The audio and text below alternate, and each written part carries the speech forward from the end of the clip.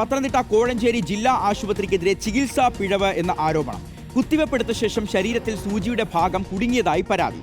ഞാൻ ഒരു വർഷത്തോളമായി ആശുപത്രിയിൽ പോയിട്ട് അന്ന് കിട്ടിയതായി ഇഞ്ചക്ഷന്. അന്ന് ഈ മരുന്ന് ഇങ്ങനെ കല്ലിച്ച് കിടക്കുന്ന പോലെ എനിക്ക് തോന്നിയിട്ടുള്ളൂ. ഈയിടെ ഒരു 5-6 ദിവസത്തിന് മുമ്പ് ഇത് അസഹ്യമായ വേദന ഉണ്ടായപ്പോഴാണ് വന്നാൽ തന്നെ ഡോക്ടർമാരെ പഴുത്തിട്ടുണ്ട്, അതിനുവേണ്ടി ഞെക്കിയപ്പോൾ ഈ സൂചി രണ്ടായിട്ട് ഒടിഞ്ഞു പോയത്.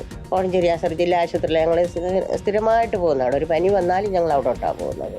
ശസ്ത്രക്രിയയിലൂടെ പുറത്തെടുത്തത് കുത്തിവെപ്പിന് ഉപയോഗിക്കുന്ന സൂചിയുടെ ഭാഗം തന്നെയെന്ന് കോഴഞ്ചേരി ജില്ലാ ആശുപത്രി അധികൃതർ വ്യക്തമാക്കി. പ്രവീൺ, വത്സലയുടെ വാക്കുകളിൽ നിന്ന് തന്നെ വ്യക്തമാണ്, കഴിഞ്ഞ ഒരു വർഷമായി വേദന തിന്നാണ് ആ പാവം ജീവിക്കുന്നത്. ചികിത്സാ പിഴവാണ് കാരണം. ഈ ഒരു വർഷത്തിനിടയിൽ ഒരിക്കൽ പോലും ഇത്തരത്തിലൊരു സൂചി തന്റെ ശരീരത്തിൽ കുടുങ്ങിപ്പോയിട്ടുണ്ടെന്ന് തിരിച്ചറിയാൻ വത്സലയ്ക്ക് സാധിച്ചില്ലേ?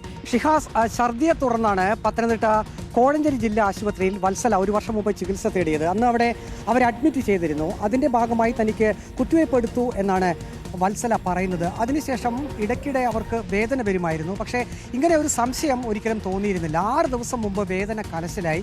വേദന സഹിക്കാൻ പറ്റാത്തതുകൊണ്ട് വീണ്ടും കോഴഞ്ചേരി ജില്ലാ ആശുപത്രിയെ സമീപിച്ചു. അവിടെ എക്സ്റേ എടുത്തപ്പോഴാണ് ശരീരത്തിനുള്ളിൽ സൂചി ഉള്ളതായി മനസ്സിലാക്കിയത്. പിന്നീട് ശസ്ത്രക്രിയ നടത്തി ഈ സൂചിയുടെ ഒരു ഭാഗം പുറത്തെടുക്കുകയും ചെയ്തിട്ടുണ്ട്. നാം കോഴഞ്ചേരി ജില്ലാ ആശുപത്രി സൂപ്രണ്ടുമായി സംസാരിച്ചിരുന്നു. അദ്ദേഹം പറഞ്ഞത് ഈ വത്സല പരാതിയുമായി അവിടെ ചെന്നിരുന്നു. പക്ഷേ 2 രീതിയിലുള്ള വിശദീകരണങ്ങൾ ഈ വത്സലയുടെ കുടുംബത്തിൻ്റെ ഭാഗത്തു നിന്നും വന്നിരുന്നു.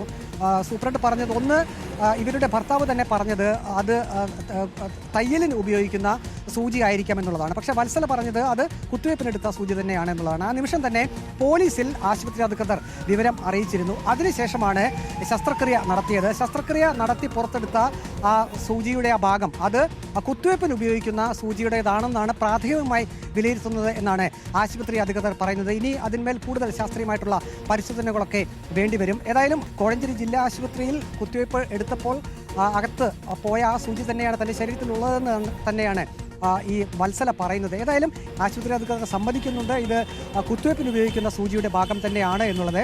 ഇനി അടുത്ത ദിവസം വീണ്ടും ചികിത്സ തേടി വത്സല കോഴഞ്ചേരി ജില്ലാ ആശുപത്രിയെ സമീപിക്കുന്നുണ്ട്. ഏതായാലും സർക്കാരിൻ്റെ അടിയന്തര ശ്രദ്ധ ഇക്കാര്യത്തിൽ വേണമെന്ന് വത്സലയുടെ കുടുംബാംഗങ്ങളും ഇപ്പോൾ പ്രതികരിച്ചിട്ടുണ്ട്.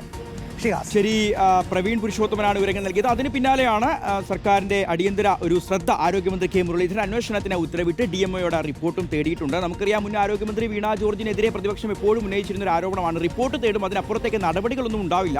മുൻ ആരോഗ്യമന്ത്രി തേടിയ റിപ്പോർട്ടുകളുടെ കണക്കെടുത്താൽ അത് വലിയൊരു പ്രബന്ധത്തിന്റെ അത്ര വലിപ്പം വരും. മുൻ പ്രതിപക്ഷ നേതാവ് VD സതീശൻ എപ്പോഴും പറഞ്ഞിരുന്നതാണ്. അപ്പോൾ ഈ ഒരു സംഭവത്തിലെ ഒരു റിപ്പോർട്ട് തേടൽ അത്തരത്തിൽ ഒതുങ്ങി പോവാതിരിക്കട്ടെ, റിപ്പോർട്ടും തുടർ നടപടികളും ഉണ്ടാവട്ടെ.